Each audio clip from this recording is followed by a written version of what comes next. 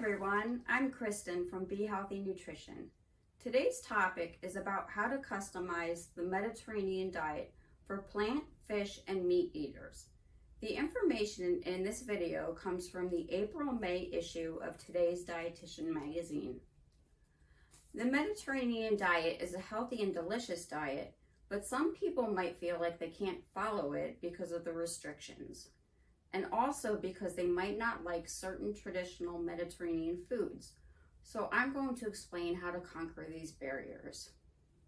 First, let's talk about what the Mediterranean diet is and why it's so popular. It's the traditional dietary pattern of countries surrounding the Mediterranean Sea. Plant foods are the most important part of the diet, with a focus on vegetables, fruits, legumes, whole grains, nuts, seeds, herbs, and spices.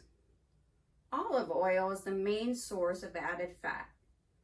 Poultry, dairy, fish, and seafood are eaten in moderation, and red meat is only consumed occasionally. Why is it such a popular diet? It's considered one of the most healthful dietary patterns in the world because the foods are high in antioxidants and anti-inflammatory nutrients. Studies have shown that it may lower risk of stroke, type 2 diabetes, certain cancers, Alzheimer's disease, and osteoarthritis. It's also environmentally friendly. Now let's get into the issue of personal preferences. If you don't like certain traditional Mediterranean foods such as stuffed grape leaves, it's perfectly fine to substitute with other foods as long as you're choosing plants that are minimally processed.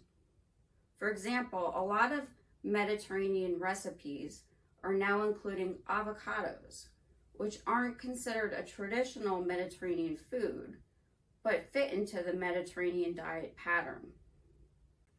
Next, we'll talk about how to adapt the diet for vegans, vegetarians, pescatarians, and omnivores, which means you eat both plants and animal foods. If you're a vegan, the way to adapt the diet is to include a wide variety of fruits and vegetables.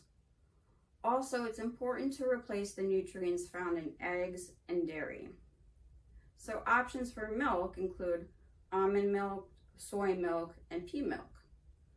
When you're looking for a plant-based milk, be sure to check the labels for calcium, since plant-based milks often don't contain adequate amounts of calcium. Good sources of protein include nut butters. Non-dairy spreads are another good option for vegans, such as black bean dip, hummus, or guacamole. So let's talk about vegetarians next. If you're a vegetarian, you'd include a wide variety of fruits and vegetables, and also add small servings of eggs, cheese, and yogurt. Good substitutions for meat on this diet include beans, tofu, and soy foods. If a recipe calls for meat, try substituting tofu instead. Beans can be added to soups and salads or made into a dip. And if you're a pescatarian, you're in luck because the Mediterranean diet works very well for you. You'd eat fruits, vegetables, small servings of eggs, cheese, and yogurt, and also fish and seafood. So the only modification from the traditional Mediterranean diet that you need to make is to avoid animal sources of protein, which are limited on this diet to begin with.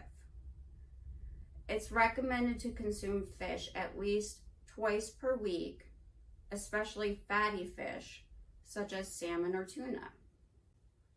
Lastly, if you're an omnivore, you can have all the food available on a Mediterranean diet. The key is that the majority of what you eat should be plant foods. Try to limit foods from animals, even dairy. So in conclusion, the Mediterranean diet is flexible, but if you're following a diet that restricts carbohydrate intake, such as the keto diet, then no, the Mediterranean diet can't be easily adapted because it includes a lot of healthy carbohydrates. I hope this video helps. Did any of these tips make you feel like you can start following the Mediterranean diet? If so, drop a comment and let me know which one. And don't forget to hit the like button and subscribe to my channel for more great content. Thank you for watching.